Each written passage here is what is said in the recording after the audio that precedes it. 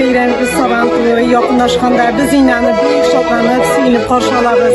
Çünki bizim avluda şın ixlas ko'ngildan mahdur etib topshirib shu sabahlığa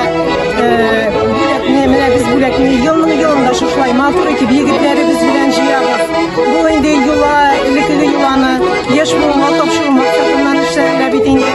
Mana bizning o'sib kelishi yoshlarimiz yigitlarimiz shu yaşlardan örnek oldu. Kileşek'e şu yuvanı saklap kalın maksatından biz inge mana şuşlayı matur edip yolcuyarız. Hemen de elbette bizim oday halkı bu yolcuyunu bir şotlanıp suyunub qarşılar. En zotlu, en kurken bo'lgan ol ezirlab qo'ya bugungi Sabanto bayramini berir uchun. Mana endi ko'rib turasiz. Bizni shuşlay qopqa soyin tobunlar ezirlab qarshi olib matur edib uzatib qolalar.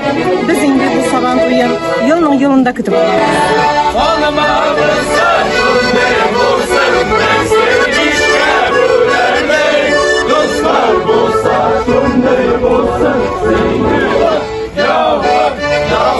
Beyrəmine sizni. Yolluqları var mı?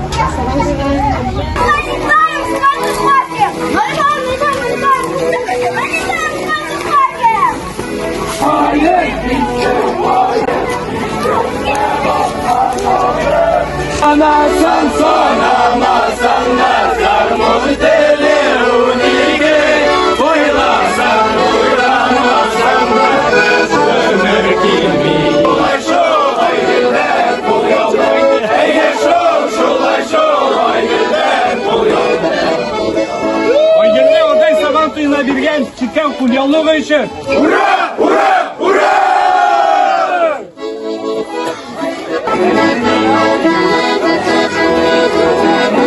Benim özüm 11 yıl, bak o 10 sene, 11 yıl faytır ondan yolculuk ettik.